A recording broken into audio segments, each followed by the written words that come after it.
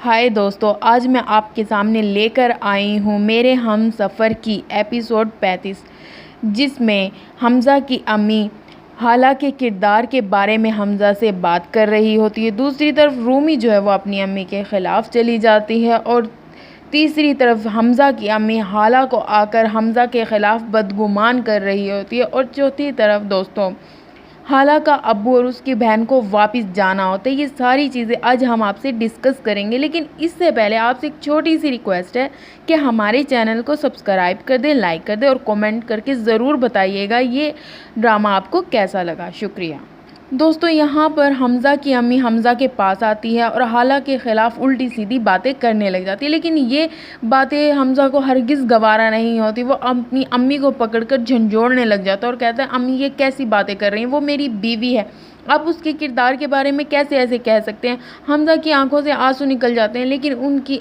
अम्मी जो है मज्जाल है, वो अपनी अल्फाज से फिर रही हो, वो उल्टा हाला को ही बुरा भला कह रही होती है। लेकिन हमज़ा बार बार अपनी अम्मी को कहता है कि अम्मी प्लीज़ मेरी बीवी के बारे में ऐसा मत कहें, हाला ऐसी बिल्कुल नहीं है, जैसा आप बताती रही हैं हाला बिल्कुल वैसी नहीं है। हमज़ा की अम्मी हमज़ा को कहती है, आखिर उसने तुम्हें ऐसा क्या घोल के पिला दिए जिसकी वजह से तुम सिर्फ उसी के गुण गाते हो, तुम्हें आगे पीछे और कुछ नज़र नहीं आता। तो हमज़ा कहता है, मैं उसकी पारसाई की खुद गवाही देता हूँ कि वो कैसी लड़की है। हमज़ा अपनी अम्मी को बोलता है, अगर मैं हाला को कहूँगा तो वो कोलों पर भी चढ़कर अपनी पाकीज़गी की गवाही दे देगी, वो नंगे पाँव आग के अंगारे पर भी चल पड़ेगी।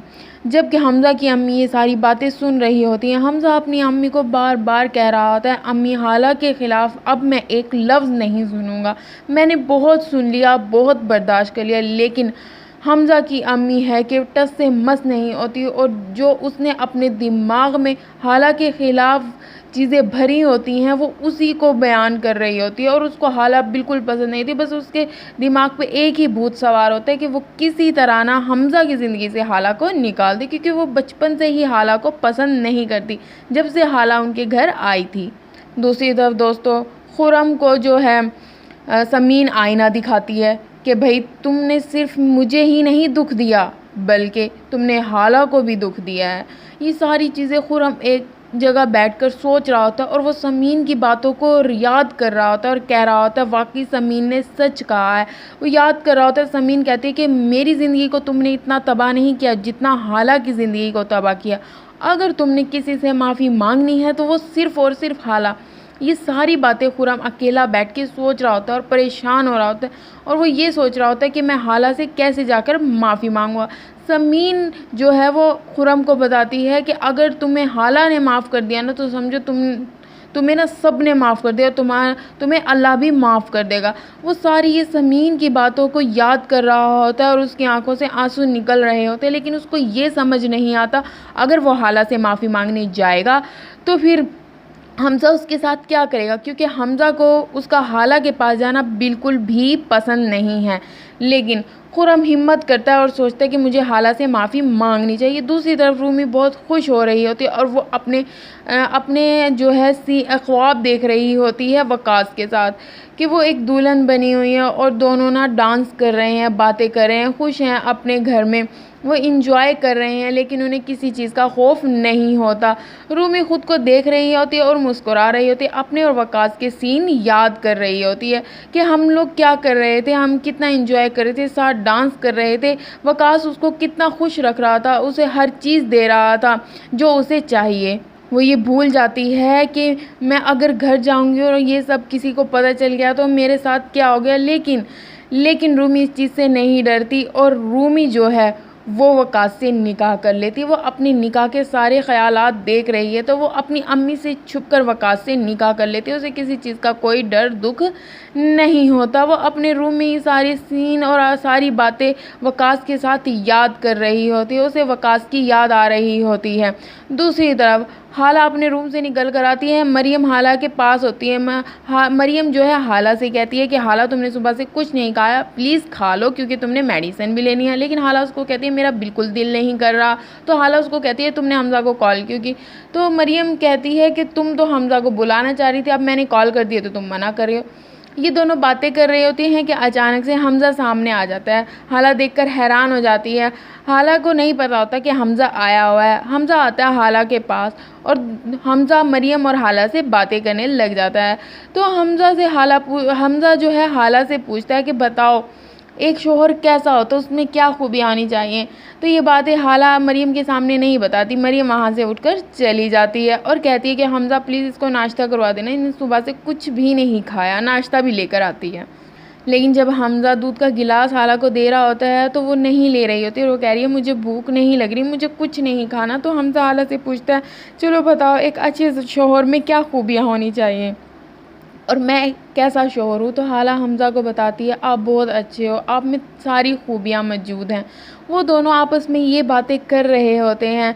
हाला बहुत खुश हो रही होती है क्योंकि हमज़ा उसके पास होता है और हमज़ा भी हाला से बातें कर रहा होता है। हमज़ा भी अपने दुख हाला से शेयर कर रहा होता है। दोनों आपस में बहुत खुश होते हैं, बातें कर रहे होते हैं, जबकि मरियम वहाँ से चली जाती है। दूसरी तरफ रूमी अपने शोहर वकास को कॉल करती है और उसे कहती है मेरा बिल्कुल दिल नहीं लग रहा घर में, मुझे वो सारे मोमेंट याद आ रहे हैं जो मैंने तुम्हारे साथ गुजारे।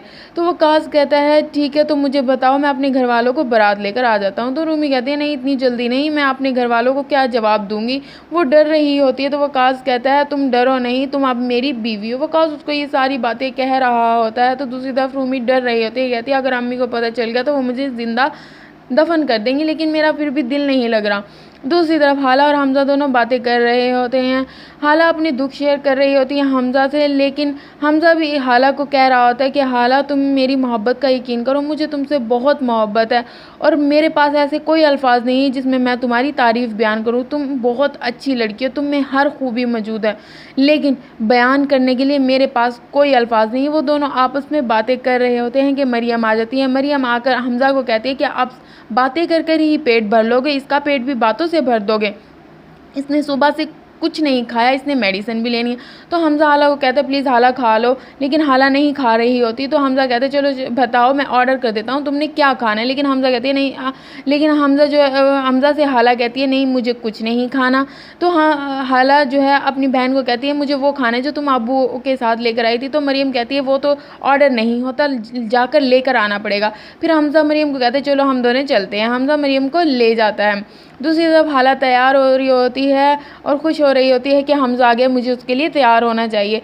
हाला तैयार होकर खड़ी होती है कि अचानक जो है दरवाज़े की घंटी बजती है। हाला दरवाज़े की तरफ जाती है, वो समझती है शायद मरियम और हमज़ा आ गए हैं, लेकिन वहाँ पर खुरम होते हैं। जैसे ही वो दरवाज़ा खोलती है तो खुरम आता है और खुरम को देखकर हाला कहती है तुम यहाँ क्यों आए हो, चले जाओ। लेकिन खुरम कहता है प्लीज़ हाला दरवाज़ा मत बंद करना और मेरी एक बार बात सुन लो। हाला खुरम को कहती है मुझे तुम्हारी कोई बात नहीं सुननी और प्लीज़ तुम यहाँ से चले जाओ। लेकिन खुरम जो है हाथ जोड़कर हाला के सामने खड़ा हो जाता है और कहता है मुझसे प्लीज़ एक बार तो बात कर लो। वो प्लीज़ का लफ्ज़ इस्तेमाल करते हैं। तो हाला कहती है चलो अंदर आ जाओ। जैसे ही हाला उसे अंदर बुलाती है और बिठाती है तो हम जो खुरम है वो हाला को कहता है कि हाला मैं तुमसे माफ़ी मांगने आया हूँ, जो मैंने सब कुछ किया है मुझे माफ़ कर दो। लेकिन समीन बहुत अच्छी लड़की है, मैं उससे सच में मोहब्बत करता हूँ, लेकिन समीन ने मुझे ये कहा है कि जब तक तुम मुझे माफ़ नहीं करोगी वो भी मुझे माफ़ नहीं करेगी और अल्लाह भी मुझे माफ़ नहीं करेगा। तो हाला कहती है गोया तुम समीन के कहने पर मुझसे माफ़ी मांगने हैं और तुम्हें कोई शर्मिंदगी नहीं है। तो खुरम समीन का कहकर हाला को यकीन दिलाता है कि समीन ने तो मुझे ये बात कही है, लेकिन हाला मुझे वाकई बहुत दुख है, मुझे तुम्हारे साथ ये सब नहीं करना चाहिए था, लेकिन तुम्हारी ताई ने मिलकर ये सारे प्लान बनाए थे। तो हाला कहती है तो तुम्हें क्या लगता है मैं उन्हें कभी माफ़ कर दूँगी। दोनों बातें कर रहे होते हैं तो बार बार खुरम हाला को कह रहा होता है कि मैं समीन से मोहब्बत करता हूँ, प्लीज़ मुझे माफ़ कर दो, मैं उसके बगैर नहीं रह सकता और वो भी मुझसे मोहब्बत करती है। ये दोनों बातें कर रहे होते हैं तो हाला कहती है मैं तुम्हें माफ़ नहीं करूँगी। तो खुरम कहता है कि माफ़ करने वाले का दिल बहुत बड़ा होता है, उसे अल्लाह बहुत पसंद करता है।